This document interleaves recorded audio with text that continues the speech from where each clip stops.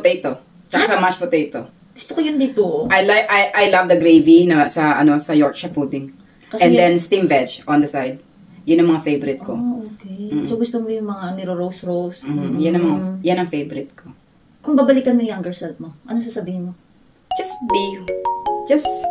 be who you are. Parang gano'n. Lagi naman akong proud sa sarili ko eh. Kasi lahat ng meron ako dahil sa hirap ko. Yun dahil sa pagsisipag ko, yung ganun pa. At saka, I pray hard.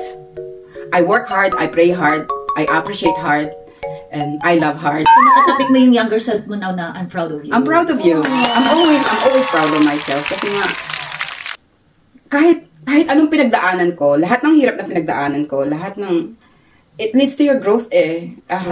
Tsaka kung ano ka ngayon. So parang wala kang regrets? Wala akong regrets. Kahit anong hirap na pinagdaanan ko, wala akong nire-regret sa buhay ko. Kahit na ang dami kong pagkakamali sa buhay, wrong decisions I made, wala akong regrets. Kasi it made you who you are. No. Oo. At saka isa pa, bakit ka magre-regret?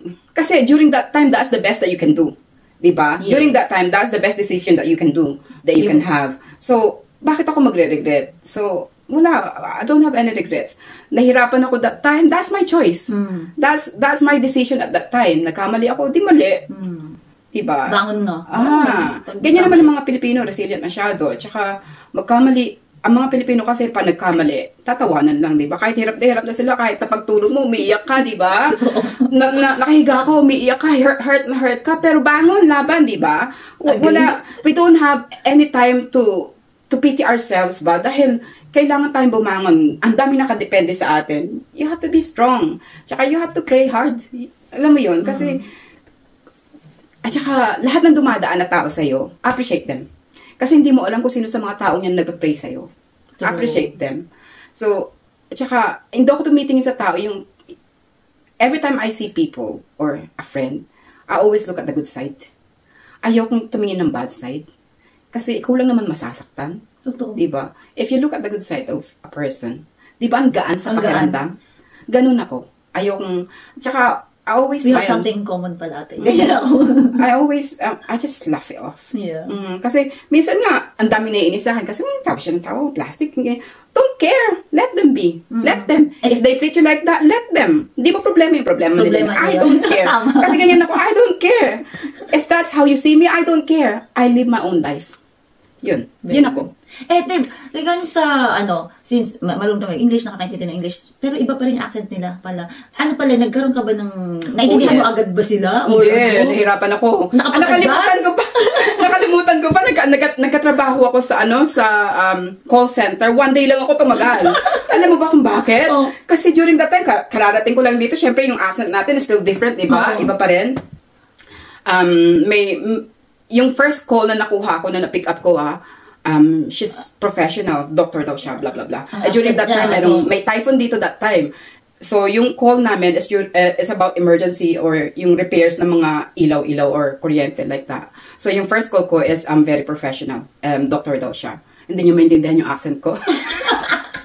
Umuwi ako. Sabi ko, no, I'm not going back there. Sabi ko, gano'n kayo. Resign ka na? Hindi na nga ako nag-resign. Hindi na ako bumalik sa next. Sabi ko, I'm not going back there. Sabi ko, gano'n. Napahiya kasi ako kasi hindi niya maintindihan yung accent ko. Sabi niya, call the manager. Sabi niya, I can't understand your accent. Sabi niya sa akin. Sabi ko, pero siya, naintindihan mo? Hindi rin. Naintindihan ko siya. Naintindihan mo siya? Oo, kasi professional nga siya magsalita. May accent siya, pero hindi strong. Kaya. So, kaya. Carry ko yun. Pero siya, hindi niya ako maintindihan. Baliktad ba na Hindi ako maintindihan. Hindi niya ako maintindihan. So, bago yan, te. Hindi niya ako maintindihan talaga. Sabi ko, anak ko, magmumura pa ako. Kaya sabi ko, babae mo to. Sabi ko, hindi niya ako maintindihan. At saka nervous ako. I hate phones. I hate answering phones. At saka during that time talaga, insecure ako pagdating sa mga ganyan. Siyempre, kasi pagdating mo dito, hindi ka naman agad-agad confident, di ba? Especially, kailangan fluent ka talaga sa English. Araw-araw talagang English ang kahit saan ka lumihan di ba English? Hindi ka naman pwede, hindi ka tulad sa atin sa Philippines, pag call center, pwede ka mag-Tagalog, di ba? Tagalog, English, Tagalog. Dito talagang straight English ka. So, hindi niya ako naiintindihan. Umuwi ako, umiiyak ako. Sabi ko, let's na yan, hindi niya ako naiintindihan. Niintindi ko yung accent niya. Sabi ko gano'n. May ganun tao kasi na, tamad intindihin. Tamad tamad kang pakinggan ba? Siguro dahil may complaint siya, so hindi siya happy eh. So parang naano niya sa akin ba? Yung na-boost niya rin. Na-boost niya sa Bukod akin. sa hindi niya na maano yung complaint niya, hindi niya pa may kaya makasagot mo. Ang dali-dali lang naman ang question niya eh. Sabi yung ganyan. Hindi pala kasi meron kami inaaral eh na line na ano pero kasi yung accent lang talaga hindi niya. hindi niya maintindihan yung sinasabi ko sa kanya. Sabi ko, you know what? Bahala ka sa buhay. Hindi na ako bumalik the next day. Tsaka nung naghanap ako ng trabaho, hindi call center kasi I really hate phones eh. So, yung mga darating dito, mga Pinoy kababayan natin, anong pwede mong may advice sa kanila? Na gusto pumunta sa UK? Lalo na ngayon, na 10 years ang, di ba, ng 10 years yung ano?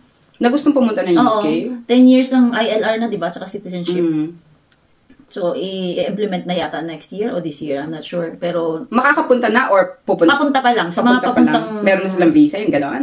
Yung mga nagbabalak, nagpaplano, yung mga nag-check ng advantage, disadvantage, para matulungan natin sila kung okay ba na pumunta sila ngayon. Since for me, okay naman. Kasi maganda naman talaga buhay dito. It's easier than ours. Yeah, than in the Philippines. Yeah. Punta kayo dito. Kasi kung ano yung trabaho ninyo sa Philippines, hindi yun ang trabaho nyo dito. Yun ang unang-una. Hindi yun ang una yung magiging trabaho. Pero knowing Filipinos, they're very resilient at saka ambitious. So pagdating nila dito, for sure, maghahanap sila na ikakataas ng buhay nila. So, yun ang unang-una. So, wag masyado mataas ang pride or ang ego. Kailangan lagi kayo pagkumbaba. Yung ganun ba? So, wag mamili ng trabaho. At first, kasi stepping stone ang hahanapin ninyo eh, at first. Tama. Yun. And then, pangalawa, kapag nandito na kayo, then,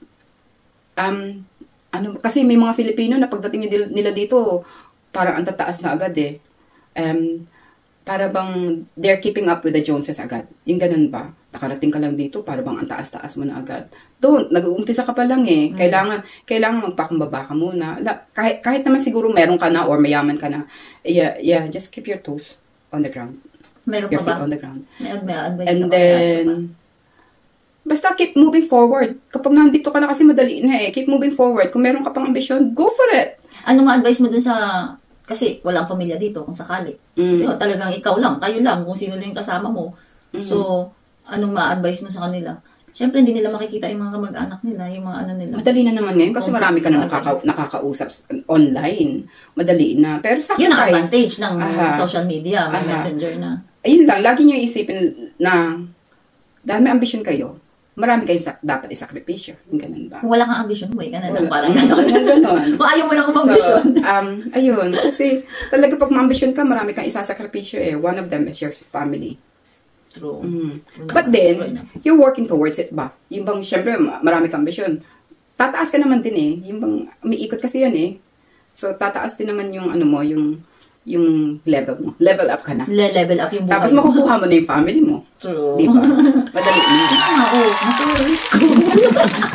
Sarap naman, no? Sarap. Nung una ayaw, ilang taon ko nang pinipilit, remember? Taon-taon kong Nalabigin ako, sabi ko natatakot. Ganyan din ang kuya ko eh. Ayaw May niya. pinsan ako na seaman, ay lagi daw sila dito sa Scotland noon. Sabi niya, Nene, baka hindi mo kakayanin doon. Kasi nga daw, malamig. Siya nga daw, seaman siya dati. Kaya natakot ako. Ganyan. Kung buhay lang ang nalig, yan ang gagawin ko. Wala na po. Tagal na. So, nung na-invite ko ang ate at kuya ko dito. Yan ang nadala mo, last year. Nandito po sila. Nung ikinasal po yung anak ko, nandito po sila. Ate, last question. Okay. Meron ka bang Bible verse, mantra, or motto in life na maiwan natin sa ating mga viewers na makakapagbigay ng inspirasyon?